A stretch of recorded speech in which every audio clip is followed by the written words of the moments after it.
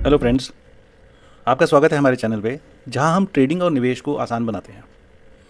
आज से हम एक निफ्टी ऑप्शंस की सीरीज शुरू कर रहे हैं जिसमें तकरीबन 15 चैप्टर्स होंगे और वो चैप्टर्स इंक्लूड करेंगे जैसे इंट्रोडक्शन टू निफ्टी ऑप्शंस, जिसमें मैं निफ्टी ऑप्शंस के बारे में बताऊंगा और क्यों निफ्टी ऑप्शंस ट्रेड करने चाहिए और कुछ बेसिक टर्मिनोलॉजी और कंसेप्ट्स। चैप्टर 2 में हम डिस्कस करेंगे मार्केट के फंडामेंटल्स और एनालिसिस, मतलब कि technical analysis, then market phases और ट्रेंड्स और फंडामेंटल एनालिसिस फॉर निफ्टी।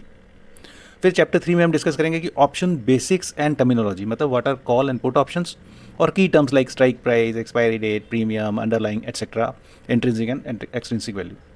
फिर आएगा चैप्टर 4 जिसमें हम करेंगे बिल्डिंग ए स्ट्रॉन्ग फाउंडेशन, यानी कि ग्रीक्स, डेल्टा, गामा, थीटा, वेगा, रो, इनकी डिटेल्ड एप्लीकेशन भी यूज़ करेंगे और इनको समझेंगे भी ये क्या होते हैं।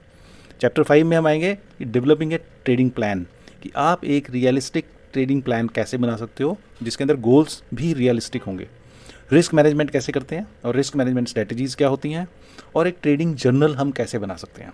Chapter 6 strategies for bullish market, उसके अंदर जैसे long call strategy, bull call spread, protective call, real life examples भी हम डिस्कस करेंगे इसमें। 7th चैप्टर में strategies for bearish market, long put, beer put spread etcetera. Chapter 8 में हम स्ट्रेटजीज़ फॉर साइडवेज मार्केट्स, क्योंकि मार्केट 3 ही डायरेक्शन में जाती है, या तो बुलिश होगी या बियरिश होगी या साइडवेज होगी। तो साइडवेज मार्केट में आयरन कंडोर होता है, स्ट्रैडल्स होते हैं, स्ट्रैंगल्स होते हैं, बटरफ्लाइज होते हैं, और हम एग्जांपल्स के साथ में उसको अंडरस्टैंड करेंगे। फिर चैप्टर 9 के अंदर हम एडवांस्ड ऑप्शन स्ट्रेटजीज़ करेंगे जैसे कि calendar spreads, diagonal spreads, ratio spreads. और फिर chapter 10 hedging and risk management, क्योंकि हेजिंग और risk management option, Nifty option में अर्निंग को बचाने का, अपने पैसे को बचाने का और अर्निंग कमाने का सबसे ज़्यादा इम्पॉर्टेंट रोल प्ले करता है। कि हम ऑप्शंस को अपनी पोर्टफोलियो को प्रोटेक्ट करने के लिए कैसे यूज़ करते हैं, फिर एडजस्टमेंट कैसे होती हैं, एडजस्टमेंट स्ट्रेटजीज़ क्या होती हैं रिस्क मिटिगेशन के लिए, और फिर स्टॉप लॉसेस कैसे लगाए जाते हैं और प्रॉफिट्स कब लिए जाते हैं। चैप्टर 11 में हम डिस्कस करेंगे कि वॉलेटिलिटी ट्रेडिंग एंड एनालिसिस क्या होता है, मतलब understanding implied and historical volatility, जिसको हम IV और HV बोलते हैं। फिर trading volatility skew, volatility skew समझा करके हम उसको कैसे ट्रेड कर सकते हैं। फिर strategies for high and low volatility, दोनों केसेस में, जैसे आजकल इलेक्शन रिजल्ट के बाद में बहुत हाई विक्स चल रहा है, वॉलेटिलिटी बहुत हाई है, उसको हम कैसे ट्रेड करेंगे।